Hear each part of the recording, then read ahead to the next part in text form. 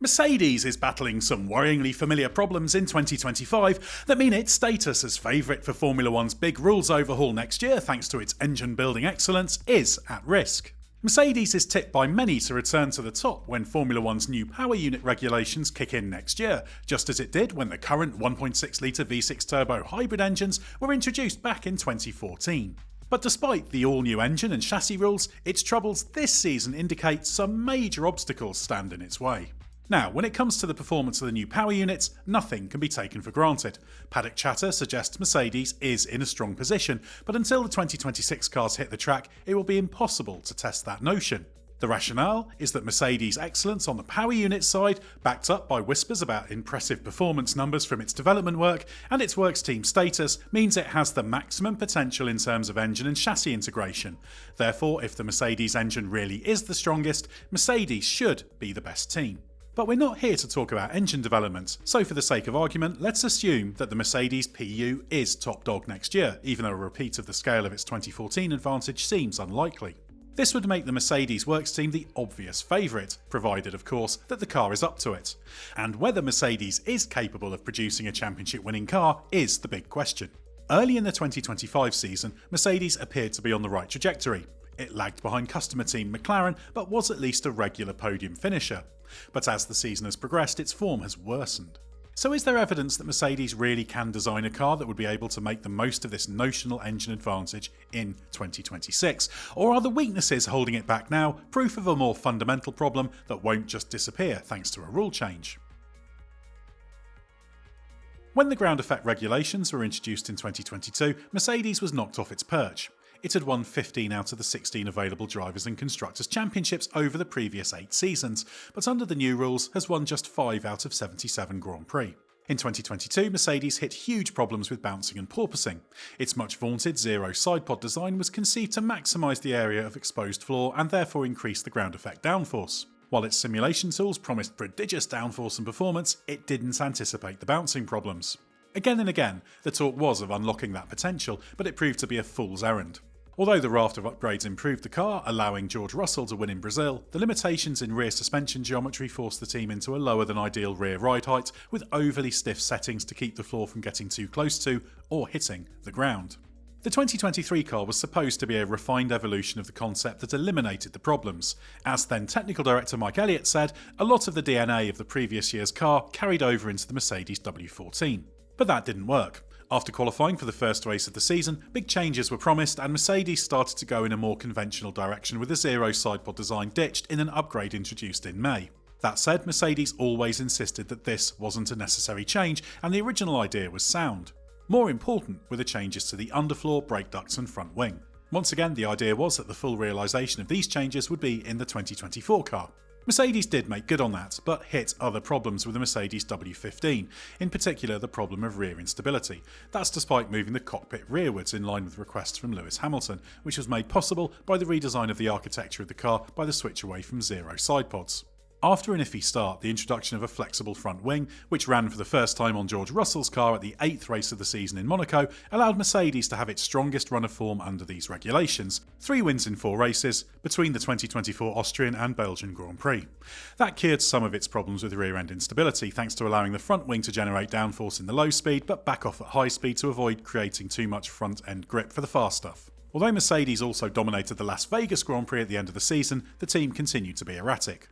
The blame was put on ongoing weaknesses in simulation models, and it was clear that the team's form ebbed and flowed with temperatures, far stronger in cooler conditions, as in Las Vegas, and struggling as it got warmer.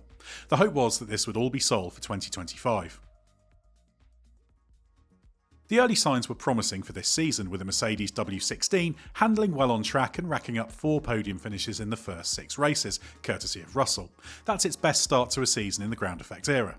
Unfortunately, soon the old problem of struggling badly with the tyres in the higher temperatures struck. As team principal Toto Wolff puts it, that meant Mercedes hit the bump in the road when temperatures rose. This made for difficult races in Saudi Arabia and Miami, as well as a tough time in the recent triple header that took in Imola, Monaco and Barcelona. The one positive is that Mercedes was stronger on that side of things in Spain, with Allison pointing to setup mistakes at Imola and Monaco that worked the rear axle too hard prior to that. Despite that, Wolff argues that this problem is part of what he calls the intrinsic DNA of the car, and Mercedes doesn't really understand why it's having such problems. It also hit trouble with a rear suspension geometry change introduced for the Imola race.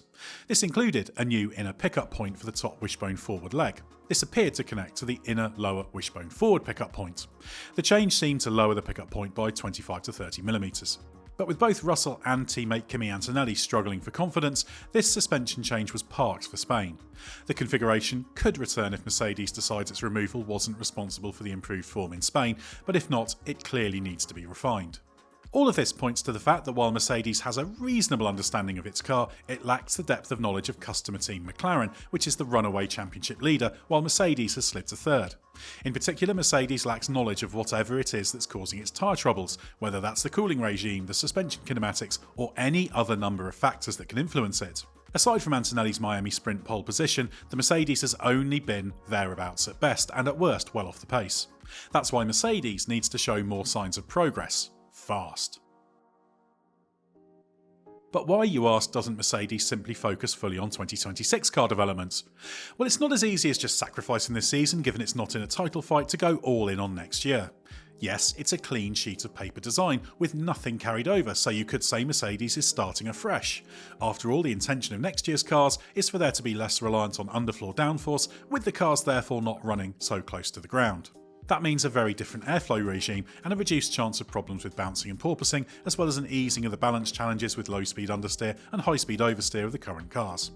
It's true this could mean Mercedes is working outside of the areas where it has consistently had trouble in recent years. However, there's also no guarantee that's the case. Doubly so, given the law of unintended consequences, means that it's far from certain next year's car will work as anticipated by the rule makers. This is all about the design and simulation tools and the underlying science employed by Mercedes. Its high temperature troubles this year prove it's not understanding something, and it would be negligent simply to shrug and assume that won't be the case next year. This is the big concern for Mercedes, and why it must continue to use the current car to sharpen its understanding to feed into the 2026 machine. And remember, when the 2014 regulations changed, it also impacted the cars, and Mercedes produced a pretty good one to go with its market-leading power unit. There's no foregone conclusion Mercedes can do that this time round. Right now, McLaren is the dominant force in F1, and despite only being a customer team, also has a close working relationship with Mercedes AMG high-performance powertrains in Brixworth, which designs and builds the engines. It's clear McLaren is well ahead of Mercedes in terms of detailed understanding of what makes the current cars work, so why shouldn't the same happen again next year? Also, Mercedes' customer team Williams is on the rise and could potentially be a threat if it can take another big step forward, while new partner Alpine is also anticipating a big step forward. Russell has even talked up his old team's chances. If Mercedes continues to be lost when it comes to ensuring that it has a car that doesn't struggle in higher temperatures, then there's every chance it won't be the leading Mercedes-powered team next year. And that's why the rest of 2025 is so important in terms of Mercedes sharpening up if it's to have any chance of returning to championship winning form.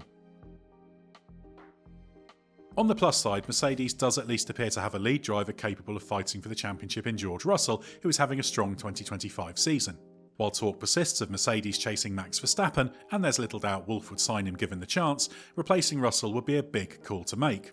Alongside him, 18-year-old Kimi Antonelli has made a solid start to his F1 career, but Miami qualifying aside, has yet to show the searing speed expected of him.